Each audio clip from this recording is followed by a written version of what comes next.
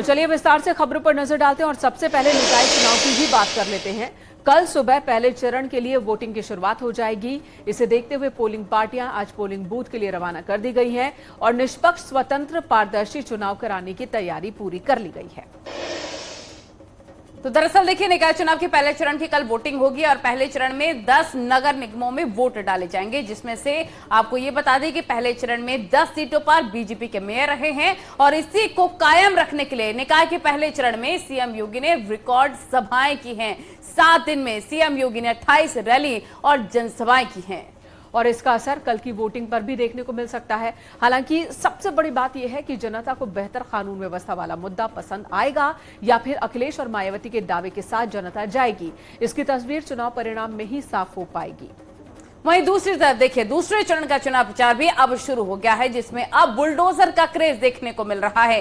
दरअसल निकाय के रण में बाबा के बुलडोजर की एंट्री हो गई है। मऊ में माफिया को मिट्टी में मिलाने का संदेश दिया गया और मऊ में सीएम योगी ने मुख्तार अंसारी का नाम लिए बगैर हमला बोला और कहा कि जो कानून के साथ खिलवाड़ करते हैं वो अब व्हील चेयर पर है। साथ ही सीएम योगी ने यह भी संदेश दिया कि यूपी में अब कानून का राज है। तो चलिए आपको पूरी रिपोर्ट दिखाते हैं बीजेपी किस तरह से हमलावर है, विपक्ष के क्या क्या मुद्दे हैं।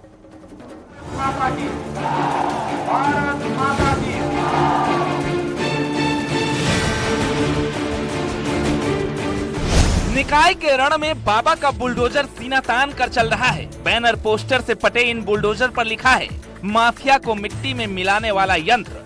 अब यूपी में नहीं चलेगा माफिया के नाम पर सियासी षड्यंत्र।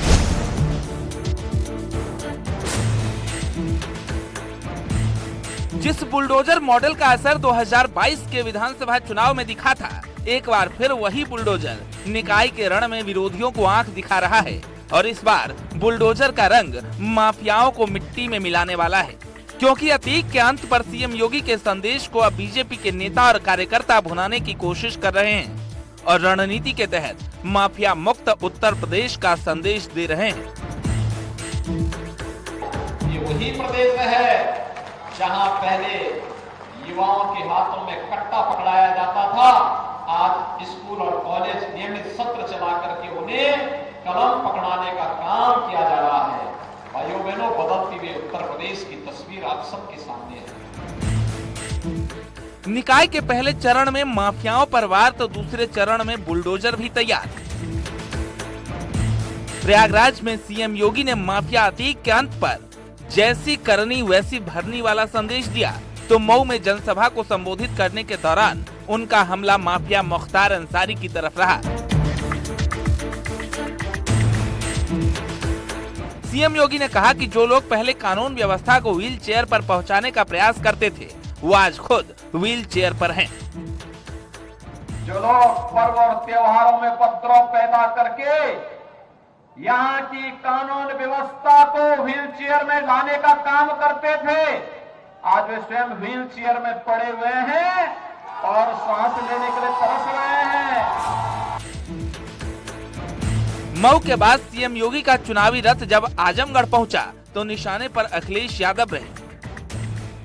सीएम योगी ने अखिलेश यादव का बिना नाम लिए ही कहा कि आज यहां पूर्व में सीएम रहे नेता आए तो आजमगढ़ को पहचान नहीं पाएंगे, क्योंकि आजमगढ़ में बीजेपी इतना विकास करवा चुकी है कि आजमगढ़ की तस्वीर ही बदल गई। 5 साल पहले कोई आया होगा और 5 साल के बाद आएगा तो आजमगढ़ को पहचान भी नहीं पाएगा। और मैं तो कह सकता हूं इस बात के लिए, 5 साल पहले पूर्व सीएम आए होंगे यहां चुनाव लड़ने के लिए, अगर वो कभी बाई रोड आ जाएंगे तो आज आजमगढ़ को पहचान भी नहीं पाएंगे। भाइयों बहनों, डबल इंजन सरकार की स्पीड और उसके द्वारा डबल स्पीड के साथ जो कार्य किया गया है, इसका लाभ आज आपको यहाँ पे मिला है और यही कहने के लिए आए हैं कि डबल इंजन के साथ अगर तीसरा इंजन भी जुड़े तो ये विकास की गति को 3 गुना, 4 गुना, 5 गुना, कई गुना बढ़ाएगा। सीएम योगी डबल इंजन के साथ अब ट्रिपल इंजन का मंत्र दे रहे हैं और विरोधियों पर निशाना साध रहे हैं, क्योंकि उनके चुनावी मुद्दे में 2017 से पहले और 2017 के बाद की तस्वीर है।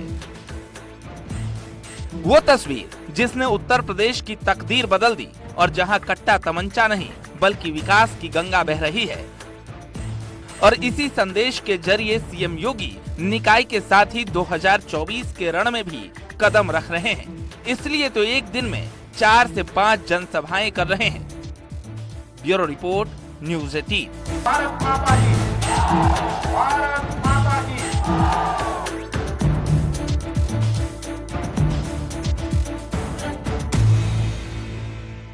तो निकाय चुनाव के बीच बीजेपी इन दिनों सेंधमारी एक्सप्रेस चला रही है, जिसके तहत एसपी, बीएसपी और कांग्रेस के नाराज नेता और कार्यकर्ता सेंधमारी एक्सप्रेस पर सवार हो रहे हैं। दरअसल बीजेपी की रणनीति निकाय के रास्ते संगठन को मजबूत करने और विरोधियों को मानसिक तौर पर कमजोर करने की है।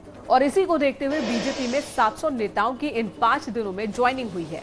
समाजवादी पार्टी के 55 नेता और 150 कार्यकर्ता बीजेपी में शामिल हो चुके हैं।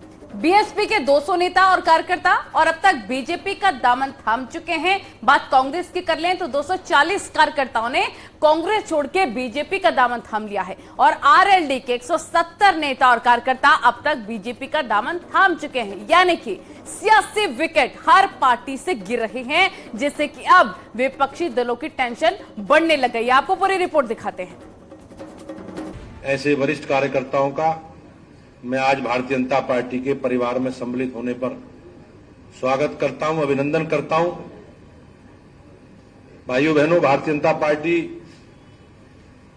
एक विचार से जुड़े लोगों का समूह है और हम लोग सब मिलकर, सब कार्यकर्ता संगठित होकर सारे पार्टी के विषयों को लेकर हमेशा आगे बढ़ते हैं। के स्थानीय स्तर पर जो जमीनी नेता हैं उनको भारतीय जनता पार्टी ज्वाइन कराई जाए, जिससे जमीनी समीकरण यानी कि स्थानीय समीकरण साधने में आसानी रहे। भारतीय जनता पार्टी लगातार दूसरे दलों से तमाम नेताओं को ज्वाइन करा रही है। भारतीय जनता पार्टी इसके लिए जिम्मेदारी दी गई है deputy CM Brajesh Pathak, Bharatiya Janata party के प्रदेश के अध्यक्ष भूपेंद्र चौधरी समेत तमाम होने वाली हैं या पहले जो ज्वाइनिंग हो चुकी हैं। इन सब का निचोड़ यही है कि वो समाजवादी पार्टी को, राष्ट्रीय लोकदल को, कांग्रेस को या बहुजन समाज पार्टी को मानसिक एक तरह से घेराबंदी करके उनको कमजोर दिखा रहे हैं। इसका असर जनता में पड़ता है। जनता को लगता है जब सारे लोग टूट करके इन्हीं के पास आ जा रहे हैं, इसका मतलब ये लोग मजबूत। अतीक एंड कंपनी की अब बात कर लेते हैं, जिस पर शिकंजा कसता ही जा रहा है। हर दिन अतीक के काले साम्राज्य की हकीकत सामने आ रही है। इस बार जांच एजेंसियों ने जो दावा किया वो होश उड़ा देने वाला है। अतीक अपने हर्ष से वाकिफ था और इसीलिए अतीक ने एक पैतरा चला और काली कमाई को अपने नाम न रखकर बल्कि अपने खासम खास के नाम कर दिया। यूपी से राजस्थान तक अतीक की ऐसी संपत्ति पर सरकार की पूरी नजर है।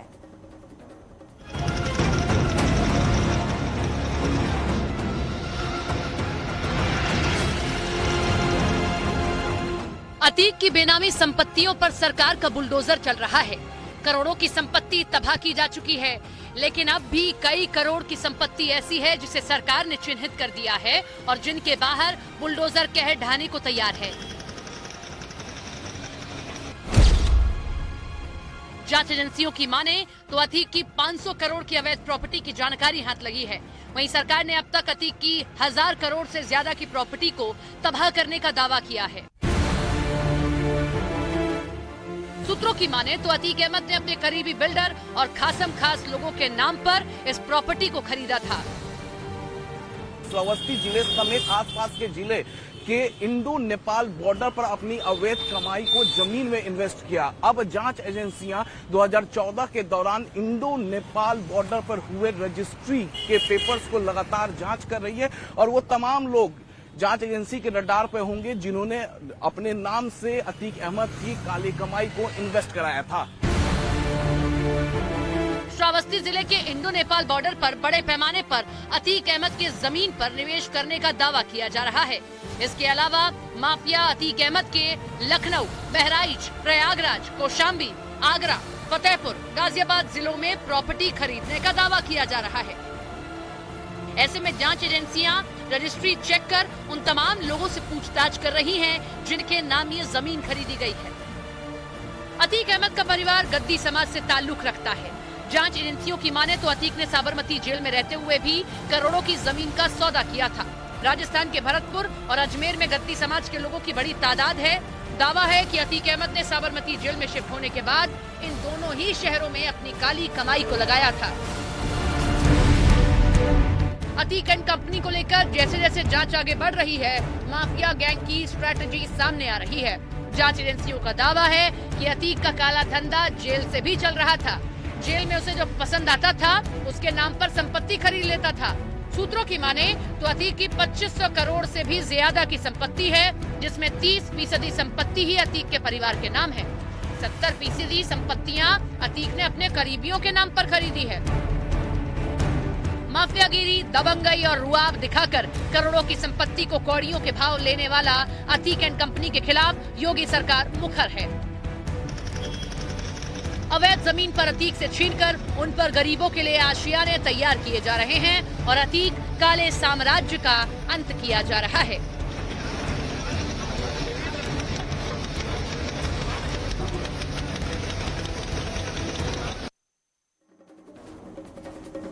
अब आगे बढ़ते हैं। पुलिस वालों के जिक्र से आपके जहन में क्या तस्वीर उभरती है?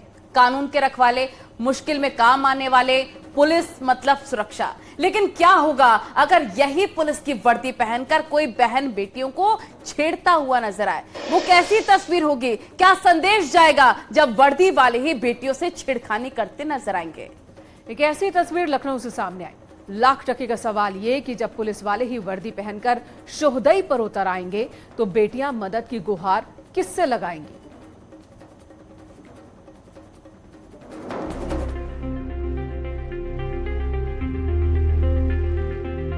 ये बच्चियों को निशाना बनाता है, पीछा करता है, स्टॉक करता है। एक दिन नहीं, एक छात्रा नहीं, बातचीत सुनने से लगता है हर बहन बेटी पर सिपाही सादत की नजर थी।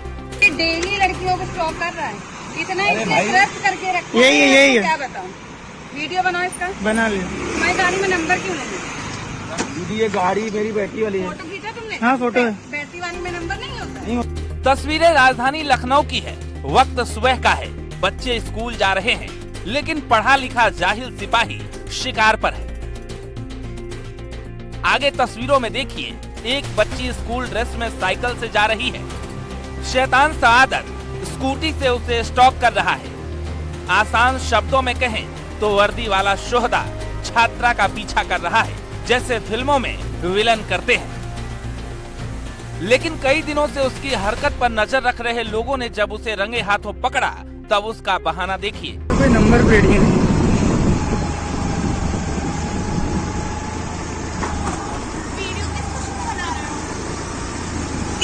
आप कौन है? जानते हैं आप उनको? आपके बच्चे के साथ पढ़ती है? एक सेकंड रुकिए, गाड़ी इधर सही रहिए। आपके बच्चे के साथ पढ़ती है? ये केंद्रीय विद्यालय में पढ़ती है। ये तो एपीएस में पढ़ती है। हाँ हेलमेट उतारो। भाई साहब ये डेली लड़कियों को स्टॉक कर रहा है, इतना ट्रस्ट करके रखा है। यही क्या बताऊं? सिपाही वर्दी में है।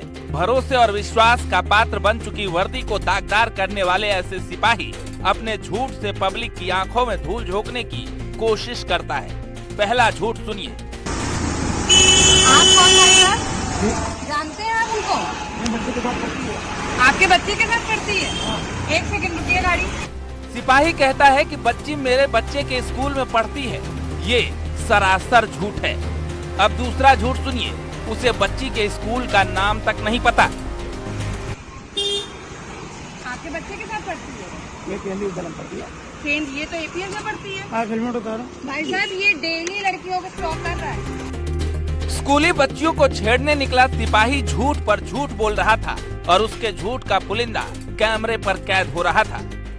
पुलिसकर्मी जिसका नाम हेड कांस्टेबल सादत अली है, उसके द्वारा आपत्तिजनक व्यवहार किया जा रहा था। इस संबंध में आपको अवगत कराना है कि उस पर तत्परता से कार्रवाई की गई है और बिल्कुल जीरो टॉलरेंस नीति के तहत कार्रवाई करते हुए इसको तत्काल प्रभाव से निलंबित किया गया है और इसके ऊपर अभियोग पंजीकृत करते हुए अग्रिम वैधानिक कार्रवाई इस प्रकरण में की जा रही है। बात खाकी के इज्जत की थी, नाक का सवाल था, वर्दी पर दाग लगा था, लिहाजा आरोपी सिपाही को सस्पेंड कर गिरफ्तार कर लिया गया।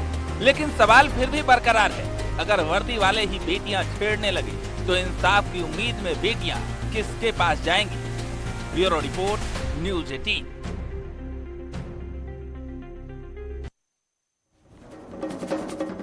और अगली खबर की तरफ बढ़ते हैं। बीते साल 2022 में भारतीय रेलवे ने एक नया फैसला लिया। भारतीय रेलवे ने सीनियर सिटीजन्स यानी कि वरिष्ठ नागरिकों को मिलने वाली रियायत खत्म कर दी थी, जिसके बाद रेलवे की यात्रा के दौरान वरिष्ठ नागरिकों को टिकट में कोई छूट नहीं मिल रही है। अब इस फैसले का असर देखने को मिलने लगा है। एक आरटीआई के जवाब में भारतीय रेलवे ने बताया है कि वरिष्ठ नागरिकों को मिलने वाली रियायत खत्म करने के बाद रेलवे को लगभग 2242 करोड़ रुपए की आर्थिक कमाई हुई है, यानी कि राजस्व में 2242 करोड़ का लाभ हुआ है। बता दें आपको कि 2022 से 23 के दौरान करीब 8 करोड़ वरिष्ठ नागरिकों को रियायत मिली है, जिसकी वजह से कुल राजस्व की कमाई 5062 करोड़ रुपए हुई है, जिसमें 2242 करोड़ रुपए अतिरिक्त कमाई है। और यहां वक्त हो गया छोटे से ब्रेक का। खबरों का सिलसिला जारी है।